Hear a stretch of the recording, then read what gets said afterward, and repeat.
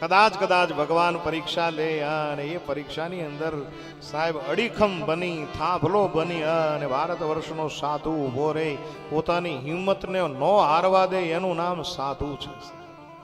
અને હું ઘણી વાર કહું, સાધુ પેન્ટ શર્ટમાં હોય અને સાધુ સાડીમાં હોય. સાધુ કોઈ જાતિ નથી, સાધુ ગુણ છે. મને ફરી વખત કહેવાનું મન થાય કે આવડું મોટું આયોજન ભાવેશ દાદા, હા, અને તમે આખી મીરાનગરની ટીમ કરી રહ્યા છો સાહેબ. નહીતર વરસાદ દ્વારા કઈ વિઘન ઓછું નથી આવ્યું ને, અને હજી કઈ ટેળ્યું નથી. હવે તો આ ગોટો વયો જાય તો સારું અહીંથી, એવું થઈ ગયું છે. ગમે ત્યારે યાદ આવે ને વરસવા મળે, શું કરો લ્યો. આપણને એમ થતું કે આજે આખી રાત ન આવ્યો કાંઈ વાંધો, સવારે આવ્યો. મને લાગે એને રાજુલામાં ગમી ગયું લાગે છે.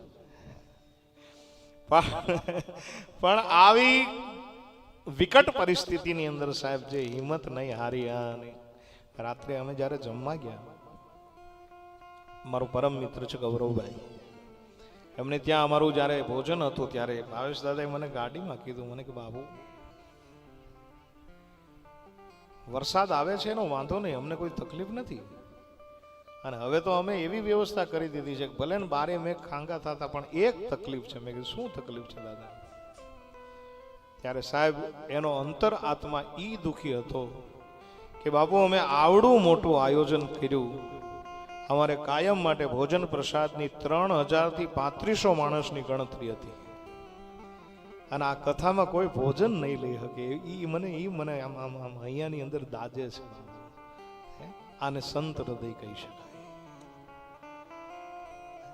અમારી ગાડીની અંદરની ચર્ચા કે બાપુ એવડી મોટી વ્યવસ્થા કરી છતાં પણ વરસાદના લીધે લોકો ના આવી, અને આપણે સમજી શકીએ સાહેબ કે આ વરસાદે જે જનજીવનને બેહાલ બનાવી દીધું. શું કહું તમને, ખેડૂતોની પરિસ્થિતિ બહુ વિકટ છે અત્યારે. ખેતરની અંદર પાથરાને જોવો ને સાહેબ, આંખની અંદર આહુડા આવી જાય. 5 મહિના કરેલી મહેનત ઉપર એક દિવસની અંદર પાણી ફરી વળે. શું કરો તમે? પણ ઈ પરિસ્થિતિની અંદર હિંમત હાર્યા વગર જે કામ કરવું.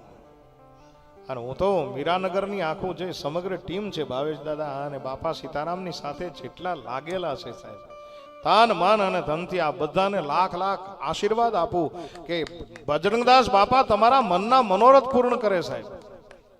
આ મીરાનગરનો આખો પરિવાર જે ખભે ખભો મિલાવે અને કામ કરે છે. હમણાં હું રાત્રે બહાર હતો, જ્યારે હું હમણાં આવ્યો ઉતારે, ત્યારે અમારા ભાઈઓએ મને કીધું, મને કે બાપુ આ લોકો 1:30-2 વાગ્યા સુધી મહેનત કરે છે. મેદાનની સાફ સફાઈ, પાણી અંદરથી કાઢવું, ક્યાંય એક પણ કચરો, અને સ્વચ્છતાનો હું આગ્રહી છું સાહેબ. જ્યાં સ્વચ્છતા ત્યાં પ્રભુતા.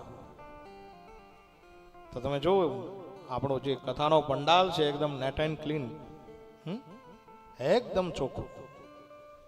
અને આ બધો જ શ્રેય રામકથા સેવા સમિતિને જાય છે.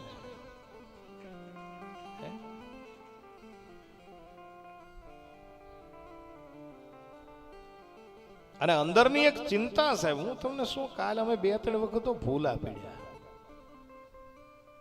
મને કે બાબુ હું અહીંયા આવી ગયો છું, પણ હવે મને મકાન જડતું નથી. મેં કેમ? મને કે આટલું બધું આમ મગજ ઉપર. મેં કીધું બહુ લોડ નહીં લેતા, બધું થઈ જશે. તો સાધુતા ગમે એ ખૂણાની અંદર પડી હોય, લો તમને એક વ્યાખ્યા આપું, જેનું જીવન સાદું એનું નામ સાધુ. જે કોઈને નડે નહીં એનું નામ સાધુ. જ્યાં હોય ને આમ આડું નડે નહીં બસ.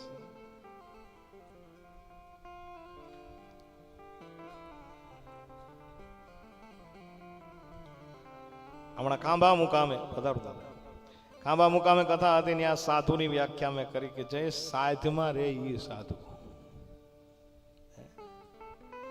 જેને પોતાની સાધની ખબર હોય. કે મારે શું કરવું જોઈએ, મારો જન્મ શા માટે થયો છે, આ જગતની અંદર મારે આવી અને કયા કર્મો કરવાના છે, જે સાધમાં રહે, જે તન મન અને વચનથી પવિત્ર હોય એનું નામ, શુદ્ધ હોય એનું નામ સાધુ. અને સાધુની ઘણી બધી વ્યાખ્યાઓ છે. જે નિરંતર અહર્નિશ ભગવાનની સાથે જોડાયેલો હોય એનું નામ સાધુ.